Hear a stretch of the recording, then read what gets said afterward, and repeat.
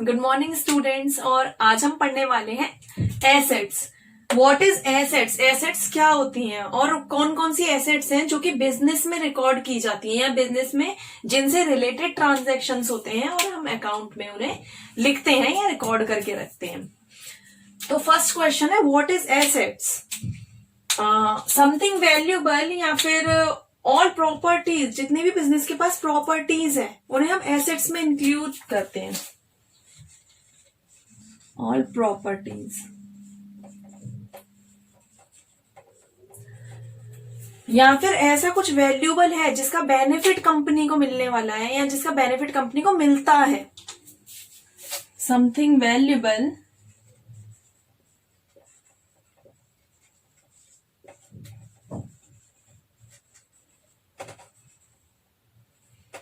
a business get benefit from it.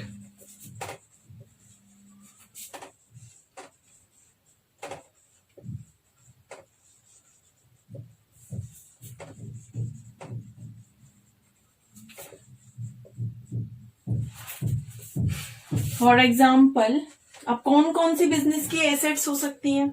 अब business के पास building, factory, machinery या business का कोई ऑफिस है वो, land, cash in hand, cash at bank है, ट्रेडमार्क, पेटेंट है और गुडविल है। ये सारी बिजनेस की प्रॉपर्टीज होती हैं। जैसे मैं वन बाय वन लिखती हूँ। Building,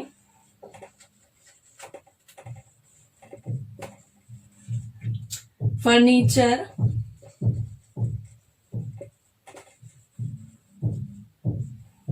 land, plant, machinery, cash in hand, cash at bank,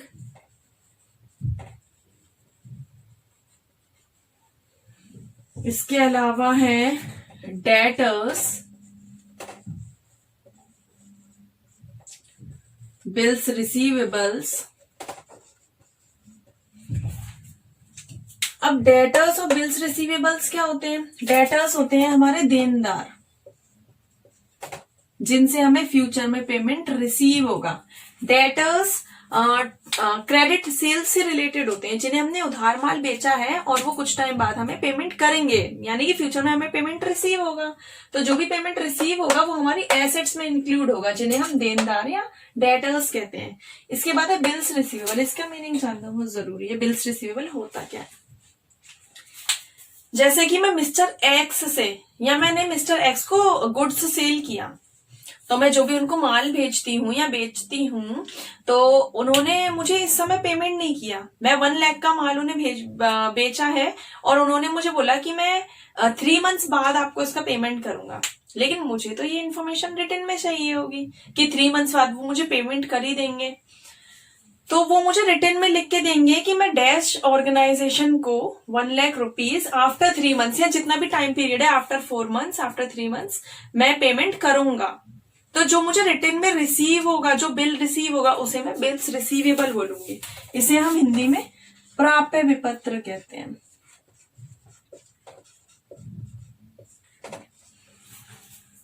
तो मुझे तो ये रिसीव हो रहा है तो मेरे लिए तो ये एसेट है, क्योंकि फ्यूचर में मुझे पेमेंट रिसीव होने वाला है। लेकिन मिस्टर एक्स के लिए वो बिल्स पेबल होगा। पेबल क्यों होगा?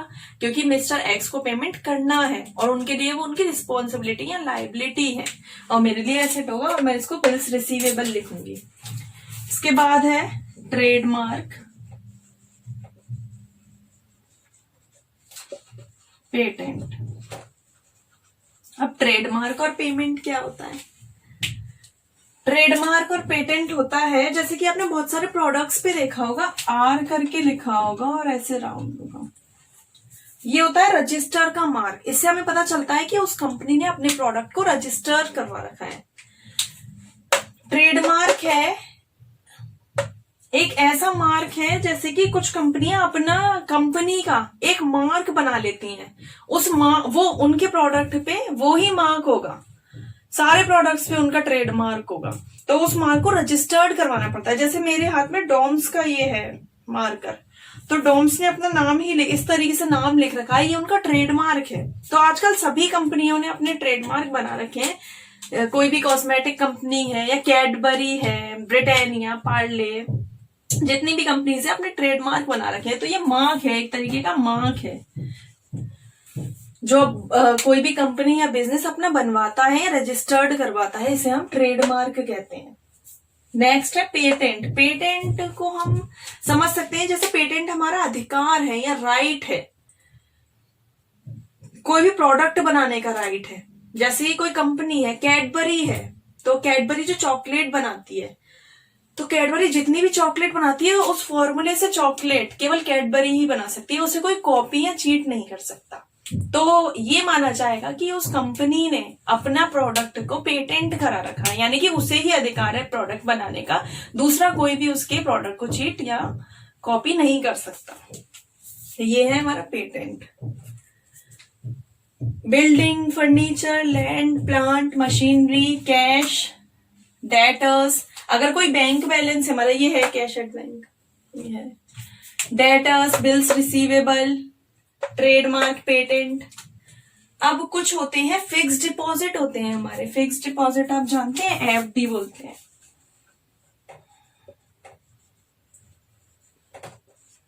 ये भी हमारी एसेट्स होती है। फिक्स्ड डिपॉजिट्स कैसे हैं? जैसे बैंक में हम कई तरीके के अकाउंट खोलते हैं, जैसे सेविंग अकाउंट हमने ओपन किया या हम करंट अकाउंट ओपन करते हैं, आरडी भी ओपन होता है, रिकरिंग डिपॉजिट। अब ये एफडी क्या है? Fixed deposit. जैसे कि हमारे पास 5,000 रुपीज है, या फिर हमने सोचा हमारे पास 50,000 रुपीज है, हम 50,000 रुपीज को बैंक में इन्वेस्ट करना चाहते हैं या हम कहीं इन्वेस्ट करना चाहते हैं, तो हमने उसमें फिक्स्ड डिपॉजिट बनवा रखा है बैंक में। हम 50,000 रुपीज डिपॉजिट करेंगे, अपने सेविंग अकाउंट में डिपॉजिट नहीं करना है, हम उसको डिपॉजिट करेंगे एज अ फिक्स डिपॉजिट करेंगे कि फिक्स हमने जैसे 10 इयर्स के लिए या 5 इयर्स के लिए, जितने भी टाइम के लिए हमें डिपॉजिट करना है, हम बीच में उसे निकाल नहीं सकते। और अगर हम निकालेंगे तो हमें उस तरीके से इंटरेस्ट नहीं मिलेगा जितना हमें इंटरेस्ट मिलना होगा। तो फिक्स डिपॉजिट ये है, इस पे सेविंग अकाउंट से ज्यादा इंटरेस्ट मिलता है। इसीलिए काफी सारा अमाउंट जो हमें अभी जरूरत नहीं है, शायद 10 इयर्स बाद या जितने भी टाइम पीरियड बाद जरूरत होगी, तो हम उसे फिक्स डिपॉजिट करवा सकते हैं। तो ये भी हमारे एसेट्स में इंक्लूड होगा। बैंक बैलेंस है एक तरह से, एटसेट्रा, ये सारी हमारी एसेट्स है। Types of asset. Types of assets में है current assets and fixed assets. Current assets ऐसी एसेट्स होती हैं जिनका बेनिफिट बिजनेस को या कंपनी को शॉर्ट टाइम के लिए मिलता है, इन्हें शॉर्ट टर्म एसेट्स भी बोल सकते हैं। यहां मैं लिख देती हूं ब्रैकेट में शॉर्ट टर्म एसेट्स।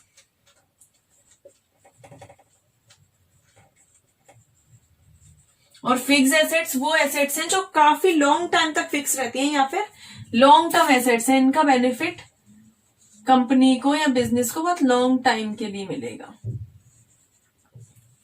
अब करंट एसेट्स कौन कौन सी हो सकती हैं? शॉर्ट टर्म एसेट्स जिनका बेनिफिट कंपनी को शॉर्ट टाइम के लिए मिलता है, वो कौन कौन सी एसेट्स हो सकती हैं? तो इसमें है debtors, bills receivable, prepaid expenses,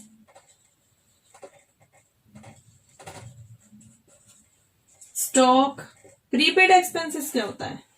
pre यानी कि पूर्व या पहले, पेड यानी कि पेमेंट कर चुके हैं, दे चुके हैं, जिनका ऐसे एक्सपेंसेस जिनका पेमेंट हम पहले ही कर चुके हैं, तो ये भी हमारी एसेट्स मानी जाएंगी, क्योंकि हमें दोबारा पेमेंट नहीं करना है, पहले से ही पेमेंट कर चुके हैं, उनकी सर्विसेज हमें मिलेंगी, तो ये प्रीपेड एक्सपेंसेस कहलाएंगे। स्टॉक। स्टॉक कैसे हमारा शॉर्ट टर्म एसेट है? डेटर्स कैसे हमारा शॉर्ट टर्म एसेट है? डेटर्स हमारे क्रेडिट सेल्स से रिलेटेड होते हैं, और सेल्स हमारी पर ईयर चेंज होगी, तो पर ईयर जब चेंज होगी तो उसे हम करंट एसेट में इंक्लूड करेंगे। डेटर्स को, बिल्स रिसीवेबल एंड स्टॉक। जब क्रेडिट सेल्स या हमारी सेल्स चेंज होगी पर ईयर, तो स्टॉक भी हमारा पर ईयर चेंज होगा। सपोज किसी ईयर में हमारा 5 लाख रुपीज का माल सेल होता है और 1 लाख रुपीज का हमारा जो माल है वो स्टॉक में बचता है, ऐसे ही नेक्स्ट ईयर हमारा हो सकता है ज्यादा सेल हो या कम सेल हो, या स्टॉक हमारा ज्यादा बच सकता है या कम बच सकता है, तो वो हमारा करंट एसेट्स में इंक्लूड होगा। कैश एट बैंक और कैश इन हैंड,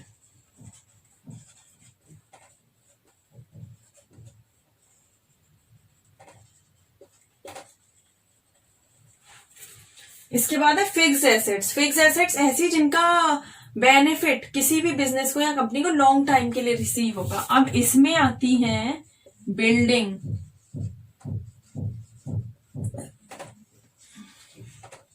फैक्ट्री। अब ऐसा तो नहीं होगा कि कोई भी बिजनेस बार बार फैक्ट्री बिल्डिंग जो है वो बार बार परचेज करनी होगी, ऐसा तो नहीं होगा। कोई भी बिजनेस स्टार्ट करेंगे तो सबसे पहले हमें बिल्डिंग ही परचेज करनी होगी, और वो उस बिल्डिंग का यूज कंपनी लॉन्ग टाइम तक करेगी, जिसका बेनिफिट कंपनी को लॉन्ग टाइम के लिए मिलेगा। तो ये फिक्स एसेट्स में इंक्लूड होंगी।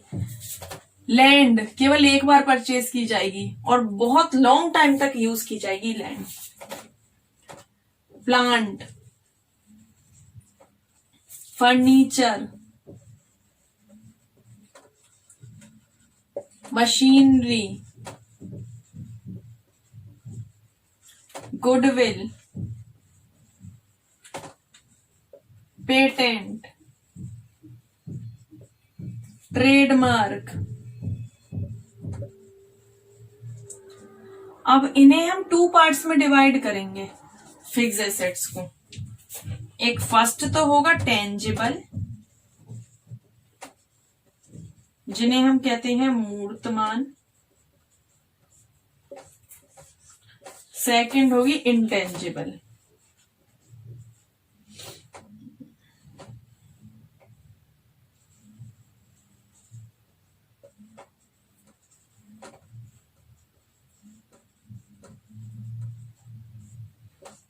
अब टेंजिबल और इनटेंजिबल एसेट क्या है?